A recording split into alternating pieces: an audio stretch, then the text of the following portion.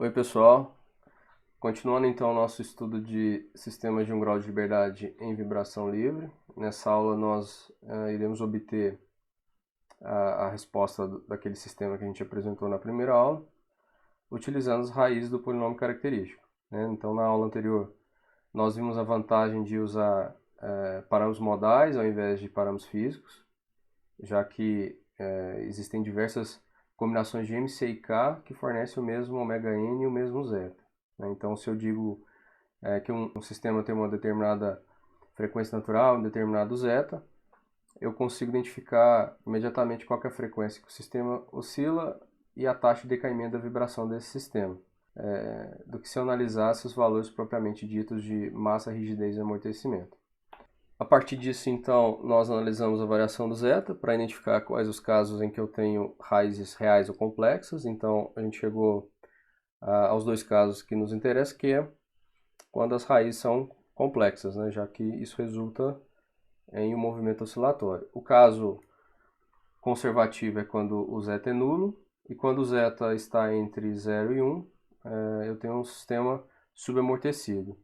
Em geral, o valor de zeta é um valor bem pequeno, em torno de 0,1%, por isso geralmente é expresso em porcentagem. Então esse valor ele depende do material. Em estruturas de metal, esse valor é menor que 1%. Por exemplo, em estruturas de concreto protendido, esse valor varia entre 2% e 3%. Em alguns casos especiais, por exemplo, amortecedores para sistema de suspensão veicular, o zeta é mais alto, em torno de 30%, já que eu preciso ter um amortecimento mais efetivo para a questão de dirigibilidade e estabilidade direcional do veículo, e como também para a questão de conforto, relacionados à dinâmica veicular. Então agora eu vou obter a resposta temporal do sistema, mas antes eu vou fazer uma nova definição. Vou pegar esse termo aqui, ômega-n, que multiplica a raiz de 1 menos zeta ao quadrado, e chamar de ômega-d. Ômega-d é a frequência natural amortecida, né? Então o sentido físico eu vou explicar melhor daqui a pouco. Então, como eu tenho duas raízes, eu vou ter duas soluções, x1, que é A1 vezes e elevado a S1t, e x2 como sendo A2 vezes e elevado a S2t.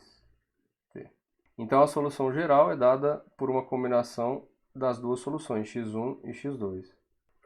Então a solução geral x de t é igual a 1 vezes e elevado a S1, que é menos zeta ômega n mais j ômega d. Então vai ser menos zeta ômega n mais j ômega d, que multiplica t, né? Mais A2, que multiplica E, elevado a menos zeta ômega n menos j ômega d, tudo isso multiplicado por t. Como a exponencial e elevado a menos zeta ômega n aparece aqui e aqui, eu posso colocar em evidência, né? Então, ficaria como sendo e elevado a menos zeta ômega n, que multiplica A1 vezes e elevado a j ômega dt, mais A2, que multiplica e elevado a menos j ômega dt. Tá? Como é fácil de interpretar essas expressões exponenciais do jeito que está aqui, eu posso escrever de uma forma diferente usando seno e cosseno. Então, nesse caso, para escrever de uma forma diferente, eu uso a relação de Euler, tá? Que mostra a equivalência de uma representação de uma variável complexa na forma polar, cosseno de θ mais ou menos j seno de θ. Então eu tenho aqui, nesse caso, o θ vai ser o ômega dt.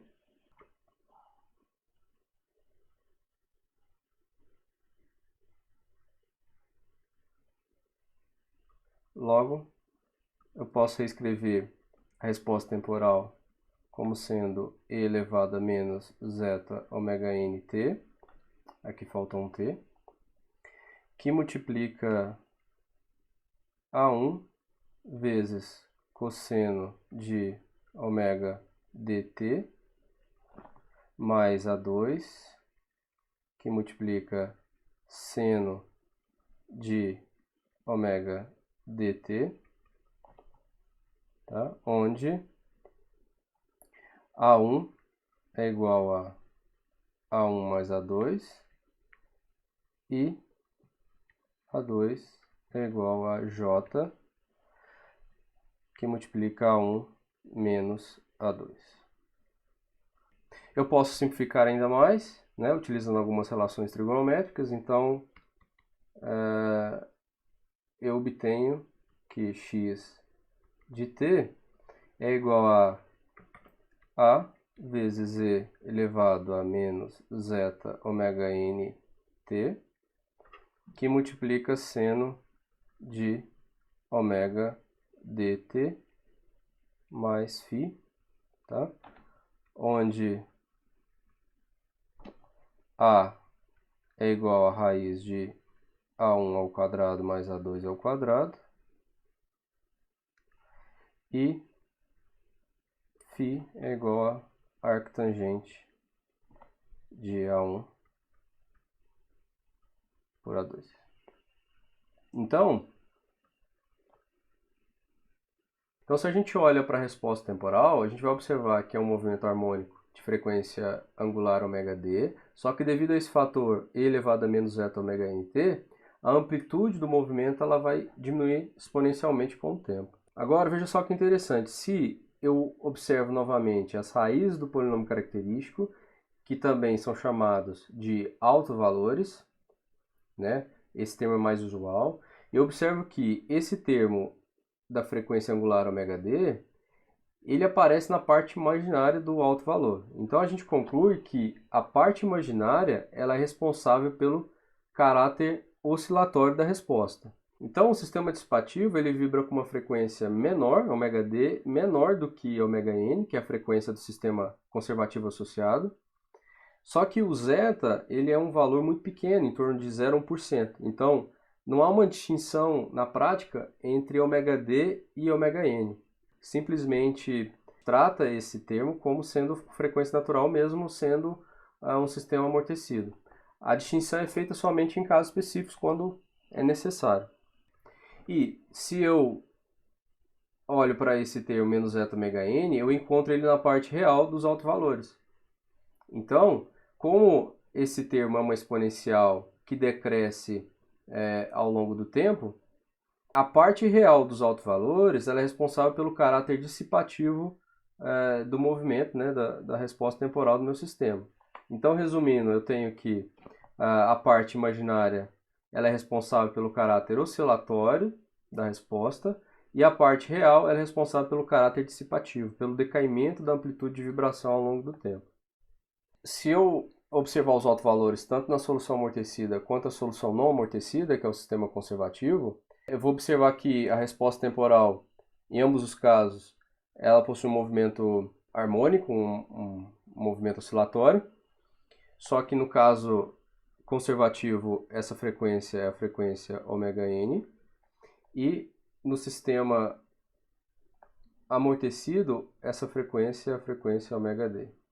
Tá? Então, a parte imaginária dos meus autovalores é responsável pelo caráter oscilatório do meu sistema.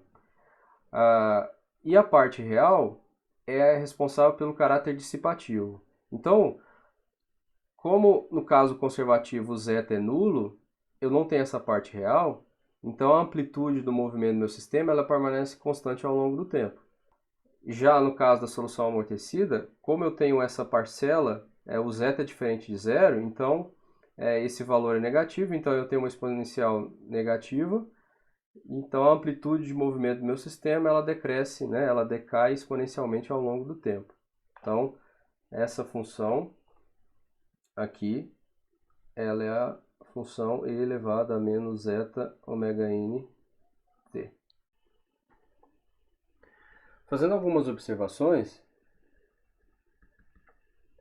eu tenho que, se o menos zeta ômega n, né, a parte real dos meus autovalores, for nula, então se a parte real for nula, a gente já viu esse caso, que é o sistema conservativo, tá?